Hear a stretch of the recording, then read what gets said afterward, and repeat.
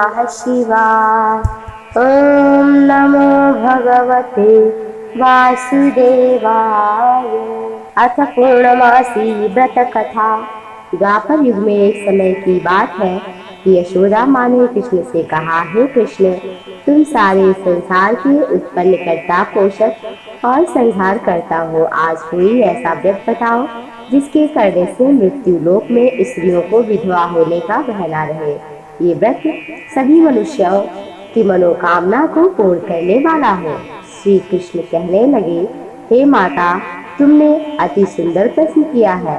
मैं तुमसे ऐसे व्रत ही के बारे में विस्तार से कहता हूँ। सौभाग्य की प्राप्ति के लिए स्त्रियों को 32 पूर्णमासियों का व्रत करना चाहिए।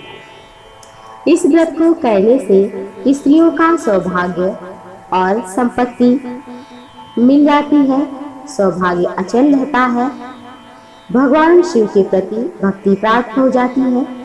यशोदा जी कहने लगी, हे कृष्ण, पृथ्वी पर सर्वप्रथम इस व्रत को किसने किया था, इसके बारे में भी मुझसे विस्तार पूर्वक कहो। भगवान श्री कृष्ण कहने लगे, इस भूमंडल पर एक अत्यंत प्रसिद्ध राजा चंद्रहास काटिका नामक नगरी में निवास करता था। वहां पर एक धनेश्वर नाम का ब्राह्मण था। उसकी स्त्री बहुत सुंदर और सुशील थी। दोनों ही भक्ति भाव से रहते थे, प्रेम से रहते थे। घर में धन धान्य की कोई कमी नहीं थी, लेकिन उनको एक बड़ा दुख था कि उनके कोई संतान नहीं थी। इस दुख से वो अत्यंत दुखी रहते थे। एक समय एक बड़ा तपस्वी योगी उस नगरी में आ गया। वह योगी उस ब्राह्मण के घर को छोड़कर अन्य सभी घर से भिक्षा लेता, भोजन करता। रूपवती से वो भिक्षा नहीं लेता था। उस योगी ने एक दिन रूपवती से भिक्षा जब नहीं लिया और उसके पति ने जब देख लिया, वो गंगा किनारे गया। वहाँ भिक्षु अन्न को खा रहा था तो धनेश्वर ने योगी का ये सब काम देखा।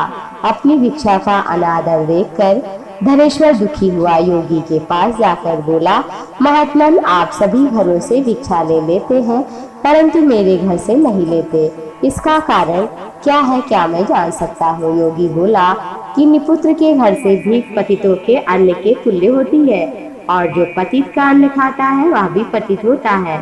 तुम्हारे पुत्र नहीं है, इसी भय से कि पतित के घर से मैं कैसे भोजन ले सकता हूँ, तो भिक्षा नहीं लेता हूँ।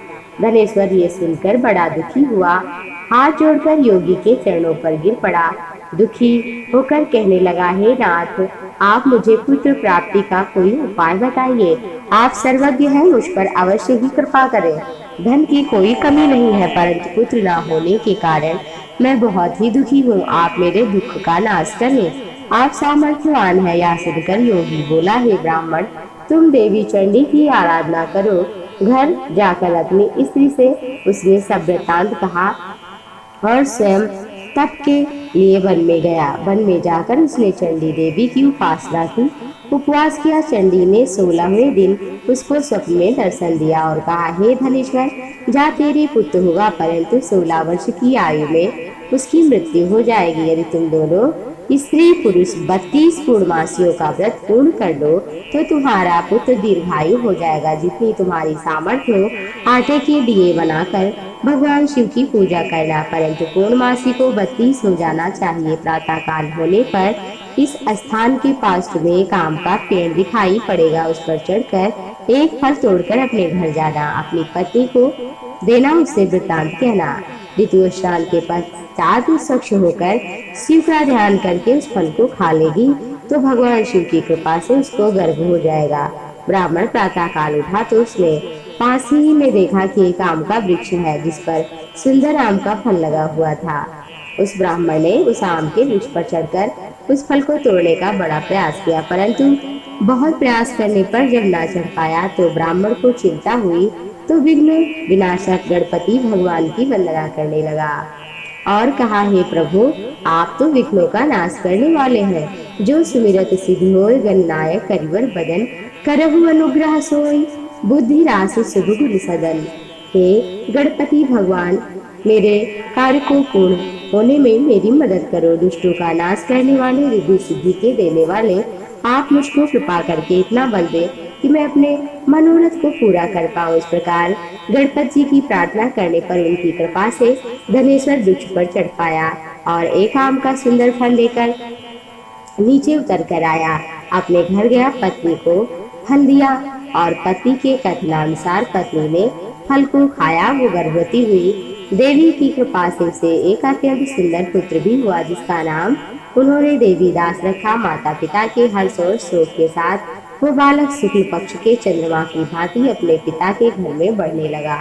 दुर्गा जी की कृपा से बहुत ही सुंदर, सुशील, विद्या में निपुण, दुर्गा जी की आज्ञा अनुसार उसकी माता ने 32 पूर्णमासी का व्रत रखना प्रारंभ किया, जिससे उसका पुत्र बड़ी आयु दीर्घायु वाला हो जाए। 16वां वर्ष लगते ही देवीदास के माता पिता को बड़ी चिंता हो गई कि कहीं उनके पुत्र की इस वर्ष मृत्यु न हो जाए। इसलिए मन में विचार किया कि यदि दुर्घटना उनके सामने हुई तो कैसे सहेंगे। फिर उन्होंने देवीदास के मामा यानी कि अपने भाई को बुलाया और कहा, हमारी इच्छा है कि देवीदास 1 वर्ष तक काशी में जाकर अध्ययन करे, लेकिन अकेले कैसे जाए, इसलिए हम चाहते हैं कि तुम साथ चले जाओ। 1 वर्ष के पश्चात वापस लौट आना। सारा प्रबंध करके उसके माता पिता ने काशी जाने के लिए देवीदास को घोड़े पर बैठाकर उसके मामा को साथ में विदा किया, किंतु ये बात उसके मामा या किसी और से नहीं कही। धनेश्वर पत्नी के साथ पुत्र की मंगल कामना, दीर्घायु के लिए दुर्गा की आराधना और पूर्णमासियों का व्रत करना आरंभ किया। इस प्रकार 32 पूर्णमासी व्रत पूर्ण किया। कुछ समय पश्चात एक दिन वो दोनों मामा भांजे मार्ग में रात्रि बिताने के लिए किसी गांव में ठहरे हुए थे।